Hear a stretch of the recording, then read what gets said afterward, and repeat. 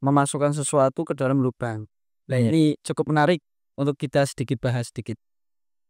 Nanti problemnya orang yang ambeien. Nun sewu nggih, kadang orang yang ambeien, sakit ambeien. Nah, orang yang sakit ambeien Ya. nanti dia nggih duburnya nanti keluar, kemudian itu nanti kan tentunya dia memasukkannya itu kan nanti pakai jari atau pakai alat. Nah, itu bagaimana?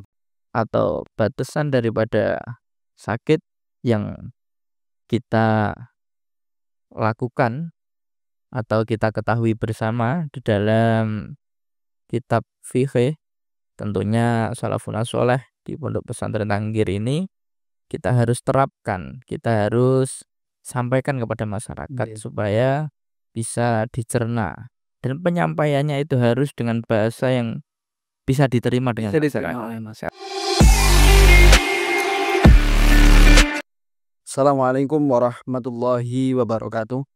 Alhamdulillahirabbil alamin. Para pemirsa Tanggir TV dimanapun Anda berada, alhamdulillah di kesempatan kali ini kita masih bisa bertemu lagi, bisa bermuajahah kembali di Tanggir TV ini di bulan yang tentunya bulan penuh barokah, di bulan yang penuh kemuliaan, yakni adalah bulan Ramadan. Dan semoga di kesempatan di bulan Ramadan ini kita diberikan kesempatan penuh oleh Allah Subhanahu wa taala untuk beribadah di bulan Ramadan ini, dan tentunya puasa kita lancar, dan tentu yang sangat kita harapkan nanti akan ketemu di bulan Ramadan lagi yang akan datang. Baik para pemirsa TV dimanapun Anda berada, di kesempatan kali ini saya sudah bersama dengan orang yang cukup istimewa juga, yes, karena beliau adalah Bapak Ustadz Bahaudin. Sekilas bahwa beliau niku adalah alumni atau napa nggih khirijin Pak nggih, mutaharijin Madrasah Miftahul Huda Tanggir Tuban di angkatan yang pada tahun 2021 nggih Pak nggih. Beliau adalah mutaharijin Madrasah Miftahul Huda ya pada tahun 2021. Mari kita sapa bersama. Assalamualaikum Pak Bah nih. Waalaikumsalam. Sehat Pak nggih niki? Alhamdulillahirabbil alamin.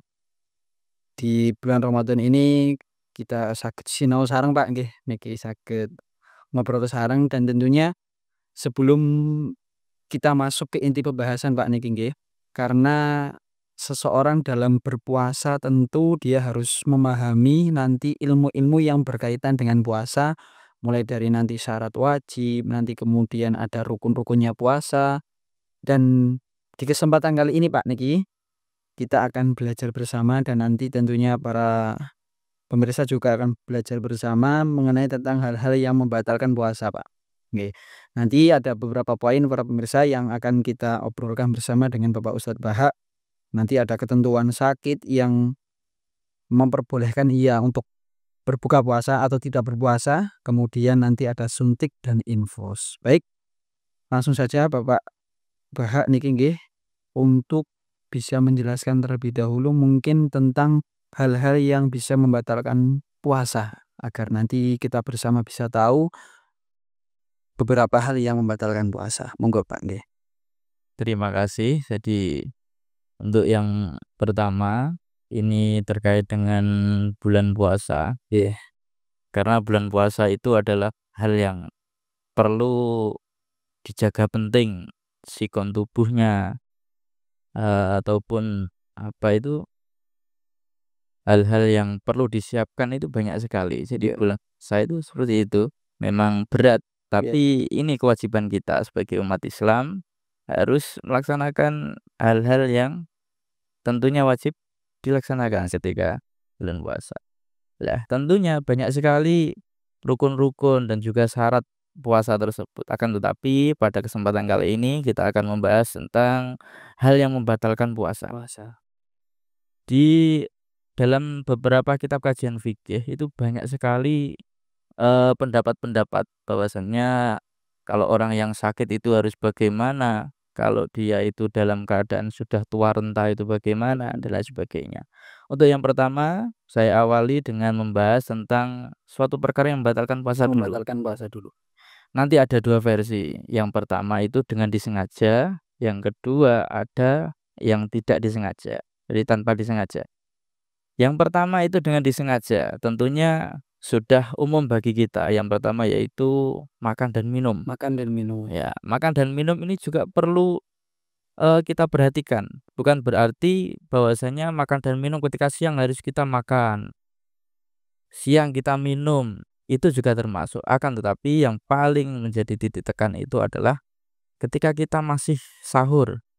Nggih. Ketika masih sahur, sebelum melaksanakan sholat subuh, di situ kita harus memperhatikan keadaan mulut kita. Apakah benar-benar bersih dari sisa-sisa makanan? Apakah benar-benar bersih dari sisa-sisa minuman? Makanya sebelum subuh, sebelum sholat subuh itu disunahkan untuk gosok gigi. Tujuannya apa? Tujuannya itu adalah untuk membersihkan sisa-sisa makanan yang ada di mulut itu. Itu yang pertama. Yang kedua itu ada sesuatu perkara yang masuk pada lubang badan. Lubang badan itu ada banyak sekali, ada mulut, ada hidung, ada telinga, ada kubul dan dubur. Ya, itu termasuk hal yang tidak boleh dimasuki suatu perkara. Nanti kalau misalnya kemasukan suatu perkara dan itu disengaja, maka puasanya batal, tidak diperbolehkan. Tapi dalam konteks fikih, kalau misalnya tidak disengaja, contohnya kita mandi, ya, kita mandi, ternyata ketika mandi mulut kita itu tidak sengaja kemasukan sedikit air. Sedikit air, enggak Ya, sengaja tapi. tidak sengaja. Tidak sengaja. Ya, tidak sengaja kemasukan sedikit air. Benar-benar tidak sengaja. Tapi kalau nanti sengaja ya otomatis Ya otomatis batal. itu contohnya. Kalau nggak sengaja nggak apa-apa. Terus selanjutnya itu ada memasukkan obat ataupun alat ke dalam alat kelamin atau di kubul dan dubur. Ya, kubul dan dubur ini juga nanti membatalkan puasa kalau sampai kemasukan alat, kemasukan obat dan lain sebagainya. Meskipun nanti keadaannya sakit, tapi nanti juga ada pembahasan yang tentunya khilaful ulama. Nggih. Ada perbedaan ulama yang tentunya membuat kita lebih ringan. Karena fikih itu kan sifatnya memang fleksibel. Fleksibel. Ya, fikih sifatnya fleksibel. Terus selanjutnya yang dengan disengaja itu adalah muntah. Ya, muntah wal qai'u amdan. Muntah secara disengaja itu juga termasuk membatalkan puasa. Ada juga yang sudah beristri, ini ya, sudah beristri yaitu bersetubuh tidak keluar mani, sperma ya bahasanya itu. Kalau di dalam kamus bahasa Indonesia itu sperma. Nah, kalau sampai keluar atau tidak keadaan bersetubuh, bagaimanapun keadaannya, itu membatalkan puasa. Terus yang terakhir yang dengan disengaja itu ada keluar air sperma. Ini beda dengan konteksnya dengan bersetubuh karena kalau keluar air sperma itu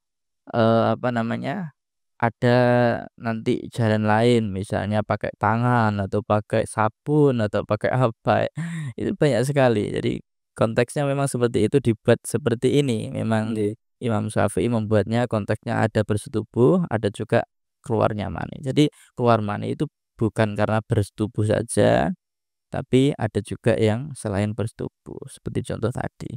Terus ada yang tanpa disengaja. Kenapa tanpa disengaja? Karena datangnya kita tidak tahu.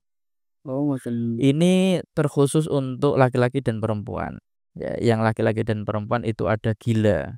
Kalau ada orang gila, dia awalnya sehat, terus habis itu gila. Ya, gila atau eh, penyakitnya kumat. Nah, itu yang membuat dia menjadi hilang akal, akhirnya puasanya batal. Terus selanjutnya ada murtad. Murtad ini juga untuk laki-laki dan perempuan, keluar dari agama otomatis. Karena keluar dari agama berarti dia sudah dianggap tidak agama Islam lagi, dia sudah murtad keluar dari agama Islam. Terus khusus untuk perempuan ada dua. Yang pertama yaitu ada haid. Haid ketika di siang hari, ya, paginya masih puasa. Paginya masih puasa, jam 9 masih puasa, jam 10 masih puasa. jam 12 ternyata keluar darah. Ini haid atau apa? Ditunggu jam 3 ternyata keluar lagi. Sampai dilihat pada tanggal merahnya. Biasanya kalau perempuan itu ada tanggalnya sendiri. Udah pakai tanggal. Ya, Oke. udah pakai tanggal ketentuannya sendiri. Dilihat ternyata pas pada waktu itu haid. Nah, pada konteks seperti itu nanti puasa dari seorang perempuan tersebut dianggap batal, ya, dianggap batal. Terus selanjutnya itu tidak dengan disengaja karena kita tidak tahu datangnya kapan. Oke. Terus ada nifas. Nifas juga seperti haid tadi. Itu sekilas tentang yang membatalkan puasa. Oh, oke. Kemudian kita sudah tahu para pemirsa, tadi sudah dipaparkan sedikit oleh Bapak Ustadz Bahak mengenai tentang sesuatu yang membatalkan puasa. Tadi ada dibagi dua sub, Pak, nggih. Ya, Ada yang disengaja dan juga nanti ada yang tidak tidak disengaja. disengaja. Kemudian problem juga yang sering dihadapi di masyarakat niku ketika masyarakat sakit. Ketika kita sedang sakit, itu ada yang nggih napa nggih? Dia nuwun sewu itu lebay. Jadi dia sedikit pusing, dia langsung buka puasa.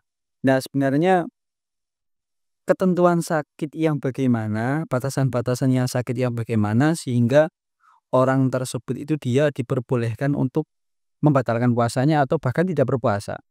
Mungkin bisa Pak Bahak nanti jelaskan mengenai ketentuan sakit yang diperbolehkan untuk tidak puasa atau membatalkan puasa pas di tengah-tengah itu. Di tengah-tengah. Iya, agar mungkin kita bisa tahu sakit-sakit yang seperti apa.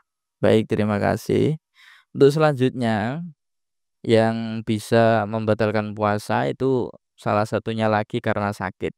Nah, sakit ini menjadi problem bagi umat, ya. Semuanya manusia itu kalau keadaan sakit pasti pengennya manja sama orang tua.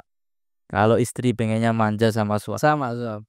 Ya, kalau suami manja sama Istri. istrinya. Itu juga hal yang perlu kita bahas. Sebenarnya dalam konteks fikih, kalau hal yang diperbolehkan atau batasan sakit yang diperbolehkan untuk iftar atau membatalkan puasa itu ada 4 tahapan, ya, ada 4 tahapan. Tentu ini menjadi titik tekan bagi kita. Kita harus tahu, kita pilek, kita pusing, kita demam sedikit, langsung kita membatalkan puasa, itu salah. Kita harus mengetahui syarat-syaratnya dulu, mengetahui apa penyebabnya dulu. Untuk yang pertama, batasan dari orang yang sakit yang diperbolehkan untuk iftar, membatalkan puasa. Yang pertama adalah sakitnya itu sampai mengancam pada jiwanya. Jadi ketika nanti kita berpuasa misalnya dalam keadaan sakit, ternyata kalau puasa ini kita teruskan, jiwa kita, badan kita ini semakin melemah. Jadi semakin melemah, tidak bisa melakukan ibadah tentunya syariat Islam, yaitu puasa, terus sholatnya juga nggak bisa, terus tadarusnya juga nggak bisa karena bulan suci Ramadan ya. Iya. Jadi penting. Maka dari itu ketika sakitnya nanti sampai menuju badannya lemah Nggih. atau jiwa raganya itu menjadi berkurang, maka tidak batasannya seperti itu. Nggih. Baik, selanjutnya nomor 2 itu ada sakit yang memerlukan operasi. Karena ada sakit yang tidak memerlukan operasi, ada sakit yang memerlukan operasi. Jadi ketika nanti terjadi mau melaksanakan operasi, tentu orang tersebut diperbolehkan untuk membatalkan puasa. Ya, contoh nanti operasi sesar, Nggih. terus operasi tulang, terus operasi apa, pokoknya operasi-operasi yang sekiranya di situ membutuhkan waktu yang lama. Ya, karena sangat penting kita tahu hal seperti ini. Dokter pun juga sebenarnya harus tahu. Bukan hanya Ya, harus tahu. Dokternya juga harus tahu. Yang ketiga, sakit yang memerlukan pengobatan intensif. Intensif ini adalah pengobatan secara terus-menerus. Contohnya cuci darah. 1 hari tidak cuci darah, ternyata dia tambah sakit, tambah sakit, tambah sakit. Ini diperbolehkan untuk iftar, untuk membatalkan puasa. Karena apa?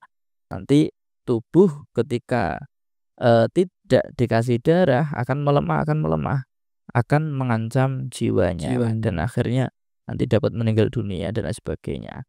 Terus yang terakhir yang keempat, ini adalah sakit kronis yang tidak dapat sembuh, contoh diabetes, contohnya ginjal kronis dan lain sebagainya. Ini boleh tidak melakukan puasa, boleh iftar ketika puasa kalau ada penyakit yang sudah divonis sama dokter. Nah, sakit-sakit di atas yang boleh iftar itu juga ada syaratnya. Oh, Syaratnya yang pertama harus ada bukti dari surat dokter. Kalau sekarang itu ada surat dokter bahwasanya ya itu bahwasanya bapak ini, bahwasanya anak ini, bahwasanya ibu ini penyakitnya itu kalau misalnya tidak minum obat dia akan melemah. Dia akan turun apa namanya? Ketahanan tubuhnya, dia akan turun. Terus selanjutnya adalah ada tidak ada harapan sembuh kecuali perawatan. Ini juga penting kita ketahui bahwasanya syarat-syarat yang boleh iftar itu adalah tidak ada sembuh kecuali ada perawatan. Jadi kalau tidak ada perawatan kita bisa sembuh. Misalnya ada anak laki-laki yang sakit demam, ya, anak perempuan yang pilek terus pusing terus dia nggak puasa itu salah. Berarti dia tidak memperhatikan bahwasanya banyak sekali orang-orang yang sakitnya itu lebih parah daripada dia. Ya. Maka dari itu tentu syarat-syarat sakit ini juga perlu diperhatikan ketika diperbolehkan untuk iftar atau membatalkan puasa. Yang terakhir tadi sudah saya sebutkan di pertama yaitu sakit yang mengancam pada jiwanya, mengancam pada kelemahan tubuhnya. Nanti kalau sampai melemah, misalnya kalau pusingnya sampai tidak bisa berdiri misalnya. Sampai tidak bisa melakukan aktivitas, nggak bisa sholat, nggak bisa makan, nggak bisa apa-apa. Itu berarti boleh untuk iftar. Ya, itu karena fikih ini fleksibel, jadi kita semakin kita tahu wawasan, semakin kita akan santai, rileks di masyarakat. Ya, jadi seperti itu.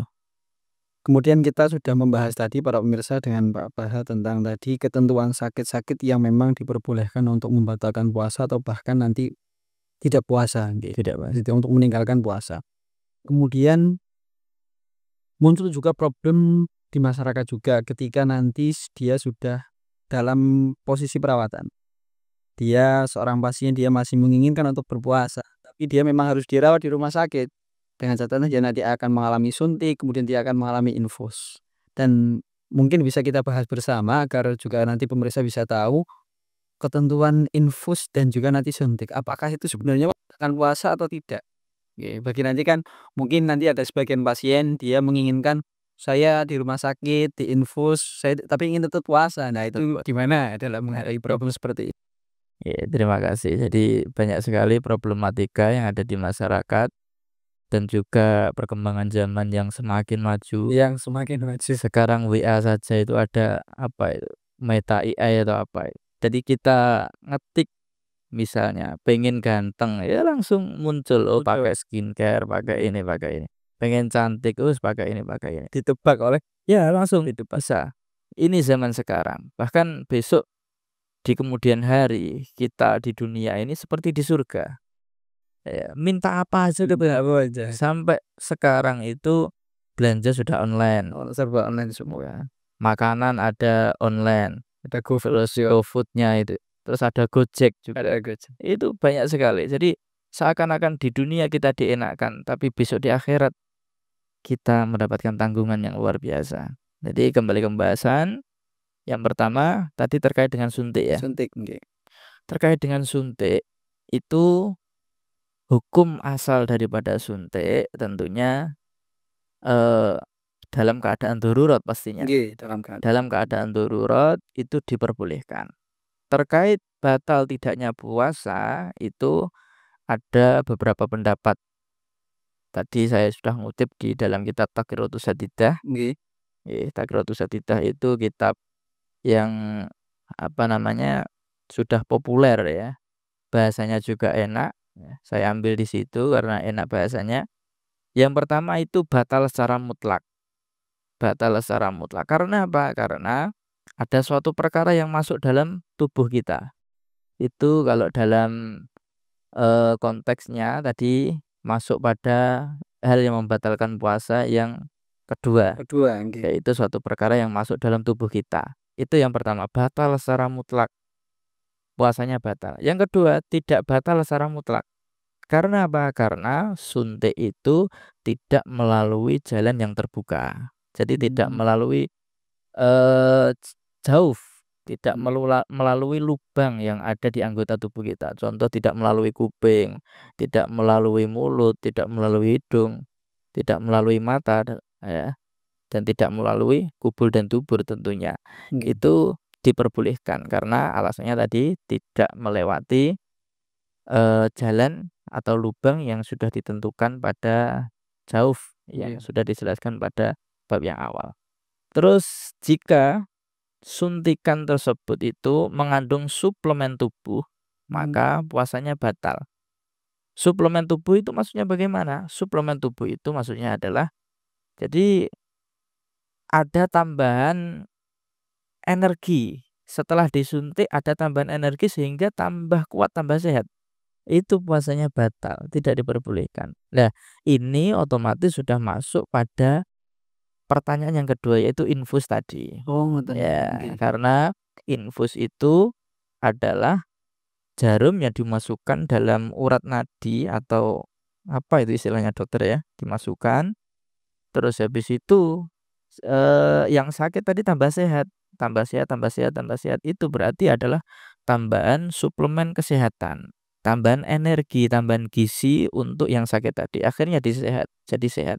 Nah, itu yang menyebabkan infus tidak diperbolehkan karena bisa membuat tubuh menjadi lebih kuat, lebih energik dan seterusnya.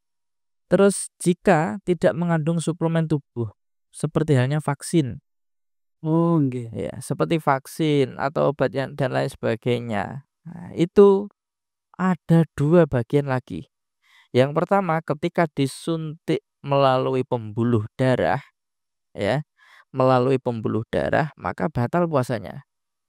Tapi kalau disuntik melalui urat-urat atau otot besar, maka puasanya tidak batal. Ya, jadi suntik tadi juga ada dua pembahasannya. Yang pertama, kalau suplemen menjadi energi bagi tubuh itu sudah batal secara mutlak. Kalau yang obatnya yang disuntikkan kepada tubuh itu tidak mengandung suplemen energi, jawabannya ada dua. Apabila nanti dia itu eh, nyuntiknya, dokternya itu nyuntik pada pembuluh darah, maka batal puasanya. Tapi kalau nyuntiknya itu melewati otot, ya, rongga-rongga otot, otot yang besar maupun otot yang kecil, maka puasanya tidak batal maksudnya. Ya, itu dokter juga perlu tahu seperti ini. Jadi santri juga perlu tahu seperti ini. Karena di masyarakat kita sebagai santri harus menyampaikan apa yang kita dapat di pondok pesantren, tentunya di Pondok Tangkir Tercinta ini. Nggih, tadi Pak Bahas sampun menjelaskan lumayan detail mengenai suntik dan juga infus yang memang harus kita ketahui bersama, terutama pasien-pasien yang memang sedang sakit yang butuh perawatan intensif. Kemudian muncul dalam pemikiran saya tadi Pak mengenai memasukkan sesuatu ke dalam lubang. Nah, ini cukup menarik untuk kita sedikit bahas sedikit. Nanti problemnya orang yang ambeien. Nun sewu nggih, kadang orang yang ambeien, Sakit ambeien. nah orang yang sakit ambeien Ya. nanti dia nggih duburnya nanti keluar, kemudian nah itu nanti kan tentunya dia memasukkannya itu kan nanti pakai jari atau pakai alat. Nah itu bagaimana Pak? Sedangkan karena tadi ketika memasukkan sesuatu ke dalam lubang tadi kan batal itu tadi. Nah ini posisi orang yang ambien ini mungkin bisa Bapak jelaskan. Sakit itu ya. Ya, terima kasih. Ini Mas Hos ya dari Dipki Tangkir.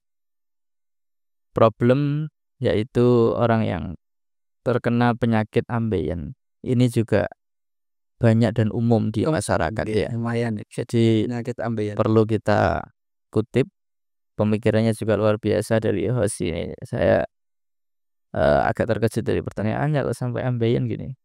Jadi untuk memasukkan atau memasukkan suatu perkara ke dalam jauf, jauf itu lubang, tadi kan Nggih. hukum awalnya tidak diperbolehkan. Nggih. Karena termasuk nanti memasukkannya itu termasuk ada ainnya. Jadi ada eee, bentuknya ya, Bentuk. bentuknya. Jadi hukum awalnya memang tidak boleh memasukkan hal seperti itu. Karena ini sakit dan sakitnya itu sampai keluar bagian dalamnya itu sampai keluar sampai gimana ya, sampai jadi Duburnya itu tadi. iya, Nggih. duburnya itu keluar. Kalau nanti misalnya tidak dimasukkan, itu bisa menyebabkan sakit yang begitu luar biasa. Nggih. Itu sakitnya luar biasa. Ketika ambeien itu sakit, perut sakit, akhirnya dia keluar. Lah, para ulama, saya ngutip dalam kitab Nihayatul Zain, itu dalam keadaan seperti itu diperbolehkan bagi seseorang yang kena penyakit ambeien untuk memasukkan jarinya atau mendorongnya dengan alat, ya, mendorongnya dengan alat suatu apapun, misalnya didorong pakai alat yang halus atau didorong pakai kain atau pakai apa, meskipun sampai masuk ke dalam, Nggih. jarinya meskipun masuk ke dalam, alatnya meskipun masuk ke dalam, itu dimaafkan, dimakfu dalam konteks orang yang sakit ambeien.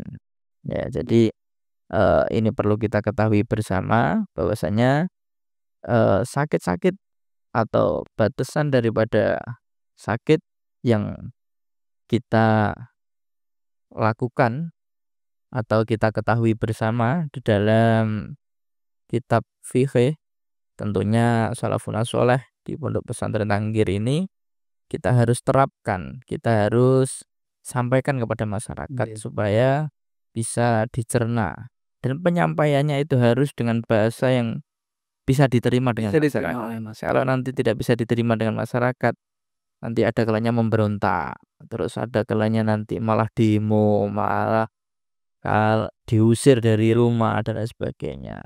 Cukup, terima kasih. Jadi alhamdulillah sekali begitu banyak ilmu yang, kita terima dari Bapak Baha, para pemirsa. Mungkin sedikit akan kami simpulkan. Tadi beliau sudah menjelaskan tentang sesuatu yang membatalkan puasa yang mana tadi dibagi dengan 2 sub, ada yang sengaja, kemudian ada yang tidak sengaja. Di antaranya adalah makan dan minum, kemudian masuknya sesuatu ke dalam jauf atau lubang tadi, kemudian muntah, bersetubuh, kemudian keluarnya air sperma dengan sengaja dari non bersetubuh nggih, Pak, nggih. Ya, Tanpa bersetubuh itu tadi nggih. tanpa bersetubuh. Kemudian tadi ada sesuatu yang memang membatalkan puasa dan juga itu tanpa sengaja. Waktu-waktunya tidak bisa kita prediksi seperti tadi ada gila, murtad, kemudian haid, nifas yang khusus bagi perempuan. Dan ini akan kami ulangi lagi yang cukup penting, yang cukup urgent menurut kami dan juga nanti pemirsa harus ketahui bersama. Mengenai suntikan tadi beliau paparkan ada 2 pendapat ulama.